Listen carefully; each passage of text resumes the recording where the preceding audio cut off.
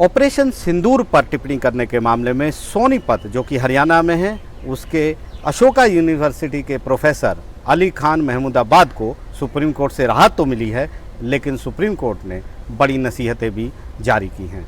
ये मामला जो है उनकी गिरफ्तारी से शुरू हुआ। महमूदाबाद ने अपनी जो गिरफ्तारी है सोनीपत पुलिस के द्वारा, उसको सीधे सुप्रीम कोर्ट में चुनौती दी और कहा कि ये अवैध गिरफ्तारी है। उनके जो बयान हैं जो उन्होंने पोस्ट किए थे वो आपत्तिजनक नहीं है बल्कि देशभक्तिपूर्ण है, इसलिए सुप्रीम कोर्ट उनको राहत दे। जस्टिस सूर्यकांत और जस्टिस एन कोटेश्वर सिंह की बेंच ने इस मामले की सुनवाई की। कपिल सिब्बल महमूदाबाद की तरफ से अपीयर हुए और उन्होंने कहा कि उनको गलत तरीके से गिरफ्तार किया गया है। सुप्रीम कोर्ट को इस मामले में उनको रिहा करने के आदेश जारी करने चाहिए।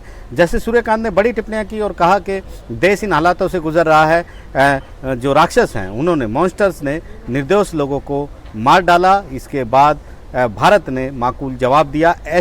ऐसे हालात में इस तरह की सस्ती लोकप्रियता हासिल करने के लिए ये टिप्पणियां नहीं की जानी चाहिए थी। उन्होंने सवाल उठाया कि इन टिप्पणियों में अगर देखा जाए तो युद्ध सैनिकों के परिवार की बात करते करते आरोपी जो है वो सीधे इस मामले में जो पॉलिटिक्स यानी राजनीति पर उतर आया और इस तरह की टिप्पणियां नहीं करनी चाहिए थी। जैसे सूर्यकांत ने कहा कि इस देश में 75 साल आज़ादी को हो चुके हैं, सब लोग सिर्फ और सिर्फ अधिकारों की बात करते हैं। जैसे 75 साल में यहाँ पर अधिकार बंट रहे हैं, लेकिन कोई भी अपनी ड्यूटी की बात नहीं करता, अपने कर्तव्यों की बात नहीं करता। उन्होंने ये भी कहा कि इस तरह की टिप्पणियाँ ऐसे हालातों में नहीं करनी चाहिए थी। ये बात ध्यान रखनी चाहिए क्योंकि आरोपी एक पढ़ा लिखा व्यक्ति है, उसे पता होना चाहिए कि उसकी टिप्पणियों के क्या परिणाम होंगे।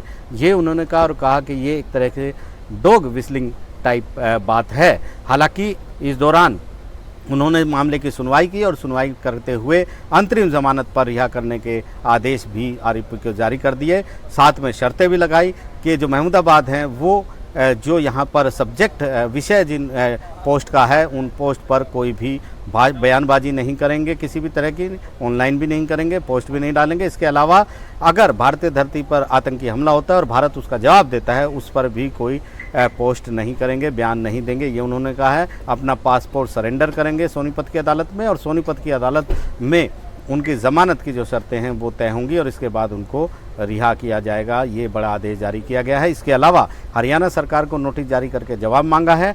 हरियाणा के डीजीपी को कहा है कि 24 घंटे में वो एक एसआईटी का गठन करें। 3 आईपीएस अफसर होंगे जो दिल्ली और हरियाणा के से बाहर के होंगे। इसके अलावा वो इस मामले की जांच करेंगे। जांच रुकेगी नहीं, ये पता किया जाए आखिरकार इसमें पीछे मकसद क्या था, मंशा क्या थी। साथ ही हरियाणा सरकार से भी सवाल पूछा है कि ये जो पोस्ट किए गए थे, इसमें अपराध का जो इरादा है वो कहाँ पर है, ये बड़ा सवाल पूछा है। हरियाणा सरकार की ओर से अपीयर हुए थे additional solicitor general S V Raju. उन्होंने ये कहा था कि उनको आपत्ति है, सीधे वो सुप्रीम कोर्ट क्यों आए, हाई कोर्ट जाना चाहिए था। सुप्रीम कोर्ट ने इस बात को माना, लेकिन कहा कि अब वो इस मामले की सुनवाई कर रहे हैं, इसलिए आप जवाब दाखिल करिए। एक बड़ी बात यहाँ पर की है। इसी तरह जो मध्य प्रदेश के मंत्री हैं विजय शाह, उन पर भी बड़ी टिप्पणियाँ सुप्रीम कोर्ट ने की थी। वहाँ भी एसआईटी का गठन किया गया है और साथ ही साथ गिरफ्तारी पर रोक भी सुप्रीम कोर्ट ने लगाई है। काफ़ी महत्वपूर्ण है ये मामला, जब सुप्रीम कोर्ट ये बताने की कोशिश कर रहा है कि जब देश इन हालातों से गुजर रहा हो तो जिम्मेदारी का निर्वहन जो है वो हर आदमी को करना चाहिए, अपनी ड्यूटी भी निभानी चाहिए, चाहे वो मंत्री हो या फिर एक आम नागरिक। और सुप्रीम कोर्ट इस तरह की गलतियों को, इस तरह की बातों को बिल्कुल भी बर्दाश्त नहीं करेगा। नई दिल्ली से आशीष भार्गव, एनडीटीवी इंडिया।